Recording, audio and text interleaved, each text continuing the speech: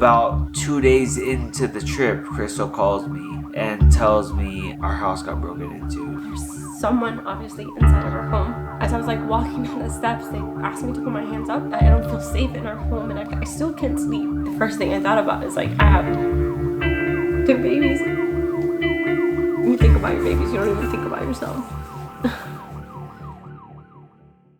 Yo, what is up, Camp Fam? Welcome back to our channel. If you are new to our channel, make sure you hit that subscribe button right now and you turn on your post notifications to stay tuned to our Chamley adventures. What does Chamley mean, babe? Channel plus family. Equals Chamley, I made that up. So as you guys know, we are moving and we also lost a bid on the house that we wanted.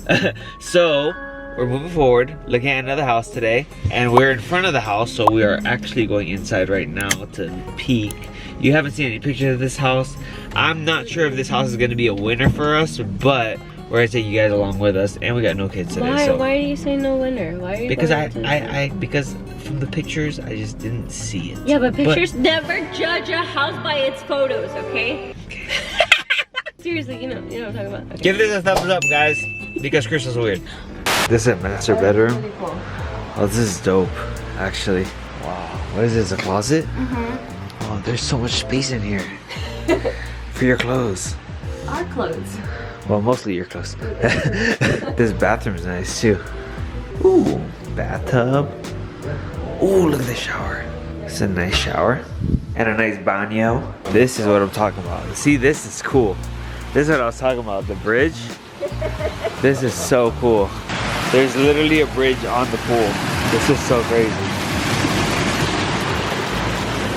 This is so cool. So far this house is beautiful, but like I really wanted a bigger yard. That's the only downside. I'm going upstairs upstairs is kind of my dream. My dream is to have like an open space like this right when you go upstairs. All right guys, so we just got out of the house and the house was literally like a dream in the inside, but the outside obviously didn't have that much yard space, which is something I really want. I mean, it had a pool, but I want like somewhere where I can put like a trampoline and like the kids could play and run around. Like there was no running around space there. It was just nice for like they called it like an entertainer's home. Like it was an entertainer's home. So we want like a little kid's home. So we are still gonna be looking. We're still on the look for our house. We have 2 to look at tomorrow, but I don't think we're gonna vlog that. But we are gonna go look at 2 tomorrow. So hopefully they are nice. But anywho, It's hard, man. we are going home without a house, and maybe one day I hope we can find a house. It's hot. It is so hot. It is actually so factually hot. Oh my gosh. So guys, we obviously know the reason you guys click on this video is because of the title, because something very crazy happened. And you guys have been asking us for a very long time now since it happened, about a month or 2 ago, what had happened when you were in Miami to Crystal. And Crystal finally feels comfortable talking about it now that we have security cameras, a good alarm system, and all that kind of junk set up. It's actually very scary. Like My heart's pounding. Don't cry. I actually haven't really talked to you about it, like, really. Yeah, I know you haven't. So every time I've tried to talk to like Nick about it, like okay, so then where do I begin? Okay, so when you were in Miami, I can start. Can you start? Yeah. Because then I can Okay. just, Yeah. because like I've been getting bombarded. Like I have DMs, and then you guys like frequently ask I'll start about it. this topic. And So I'll start it. In February, I went to Miami for my sister's birthday, and I had left Crystal alone with the 2 kids for the first time. And already I didn't feel comfortable doing that. But I only didn't feel comfortable because my brain always thinks of like very catastrophic things. Like I think of like, oh my god, what if they get in a car crash? Like I can't come help, or something happens, or like Abella fell on her face the other day and we had to take her to the hospital, like something like that. Like what if something like that happens if I'm not here? So I was terrified. So I was already leaving very terrified. And then when I left, about 2 days into the trip, Crystal calls me and tells me, she's like, our house got broken into. Like, and she called me like 3 o'clock in the morning or something like that. So I woke up to 2 police officers inside of her house. And we have a 2-story house, you guys know that. And I was very confused because I didn't hear our alarm. Our alarm was going off, and I had like a bunch of missed calls from the police department, from our alarm company, and I had no clue what's going on. So I woke up, the kids were upstairs, my mom was here, but as I was like going down the steps, like I hear the police officer saying like, is there anyone else in the house with you? And at that moment I was like, well, there's someone obviously inside of our home. I didn't know what was going on, and I have to trust that the people that are telling me and asking me if they're and saying that they're police officers, that they are in fact police officers. But so I walked down the steps, and it was two police officers, and they as I was like walking down the steps, they asked me to put my hands up because they wanted to double check that I was the owner of the house and that they weren't at harm either. So oh god, they asked to see my ID, and I talked to them. We looked through our garage, and they are asking me questions, and they said that our alarm company had called them because one of our alarm sensors went off, that someone was trying to break into the house.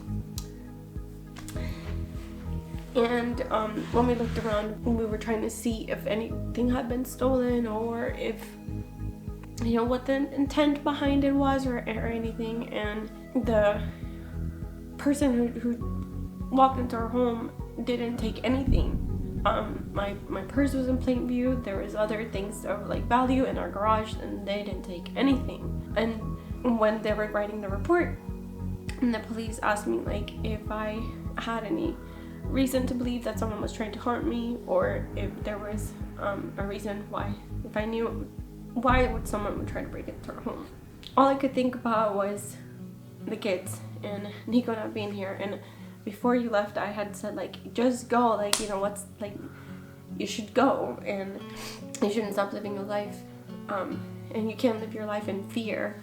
And like, as it was happening, like I knew what had happened, I knew what was going on and happened. But I think a couple of days after, it's when like I just, being in this house does not make me, I don't feel safe in our home, and I've never felt that feeling before. I would just go in my closet and call someone and just like say like, I know what happened, I don't know why it happened, but it sucks. I can't even walk down the steps without having the alarm on or having the sensors on. And the worst part for me was that knowing that someone came into our home with different intentions, or not knowing, like if someone comes and breaks into your home and they take something, that's it ends there.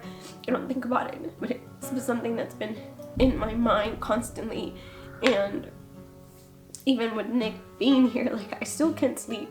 I don't sleep very well. I try as best as I can to stay positive about it, not think about it, not let it rob me from my peace, but it's just the way I live my life in this house is just not the same. And I can't believe that something like that happened. Like I know, like I watched the video footage on the cameras, and like we just have the camera. At the time we only had the camera in the front, and I watched it, and I was like, oh my gosh, like I wish we would have had, you know, cameras inside the house, all around the house. We could have seen something, but nothing. So the scary thing about this whole thing is I went to Miami. Crystal actually had told me, don't post anything that you're in Miami, just because, like, you know, you never know. You never know what happens. Then it happened to be that I asked her, I was like, can I just post? Because I think it was my sister's birthday or something that day. I was like, can I just post for her birthday that I'm with her? And she was like, yeah. So I posted that I was with my sister for her birthday, and I surprised her and all that kind of stuff. And then it happened that night. Literally within hours. It happened literally on that night. It happened when people saw that I was in Miami and I had left Crystal with the kids at home. So the scary thing, like Crystal was saying to us, is that someone didn't come to like rob our house. They came, and our house is like in a gated community, and it's very like a random house. Like, and there's a bunch of houses not in a gated community around us. So a normal like robber would pick a house that's not in a gated community. But he came exactly to our house, or she, I don't know, came inside our house, and we had a whole bunch of like valuable things laying right at the front where they came in the garage. And nothing was taken, nothing was stolen. So it was very weird. Like this person had different kind of intentions, which scare us obviously, and now obviously have our alarm system upgraded, and we have cameras everywhere. But yeah, that is the main reason why we are moving, because we want to be in a guard security gated community, so like people just can't easily access our home, because we thought we were safe in this gated community that we're in, but obviously not. Obviously people could just climb over the fence or whatever, and it's pretty creepy. I was very hesitant to share this, but one of the reasons I wanted to share it with you guys is because, for one, I'm trying as best as I can to not let an experience, a bad, horrible, traumatic experience, change the way that you live your life. And as best as I can, I'm trying to do that. But it takes a lot of work, and I know it's going to take time. And secondly, is to really be aware of like your surroundings, because every day, like, I'm busy, I'm always in and out of the house, like I don't really pay attention to a lot of things, and this has made me just be more aware of like when I come home, when I leave my home.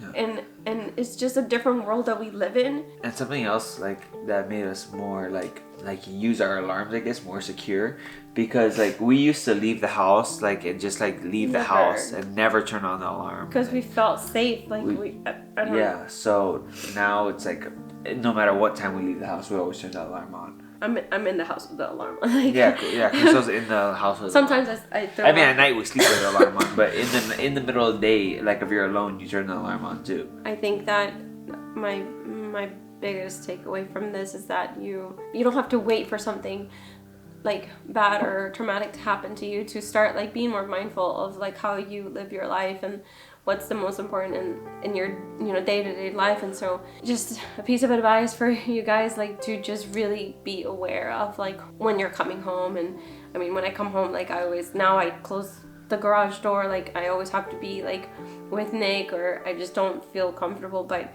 I think for a woman, for a mom with 2 kids, it's like the first thing I thought about is like I have 2 babies. And that's all you think about. You think about your babies, you don't even think about yourself. I know we're gonna get past it. I know that situation could have been much worse, but when our alarm people came, they said, I know you are scared, but don't worry, like we're gonna put sensors all over your house, and at least you know that your alarm was working. I'm so grateful that the alarm was working, because I can't even imagine what it would have been like if someone tried to walk into a house and the alarm wasn't on. Yeah, which it wasn't on like more than half the time. So that's why I was not staying in her house, and I was in a hotel with the kids. Yes, a lot of you guys are asking why she was in a hotel, and that's why, because I made her go to a hotel because I didn't feel safe when I was staying inside the house. She's like, oh, my mom's here. I was like, no, you gotta go. Of course, as long as I'm not there, you don't stay. I think it was my way of trying to be like resilient through the process and like not let it take away from my peace. But then like as it started to get later that day, I was just like, no, it's just not worth what it could cost. So anyways, guys, just make sure you're safe. We're gonna try to stay safe. We're gonna be moving soon, as we told you. We're constantly on the look for houses. So that is it for today, Camp Fam. We shared our story, Crystal's story, and the shout out of the day. I want the shout out of the day to go to every single person who's been through a traumatic experience and who's come out of it a much stronger person. I want you to know that anything hard that you've gone through will not define you, and maybe you'll remember it. I know one day I'll look back at this and then it won't. I'll be able to talk about it and not cry about it, but it's going to take some time. So that is it for today, Camp Fam. We love you, Camp Fam. Stay safe. I'm okay. Like, it's just I haven't talked about it, and that's literally your first time talking about it, so my brain's just like, sorry. No, it's okay. That is it for today, Camp Fam. We love you, Camp Fam. And we'll see you later, fam. Peace.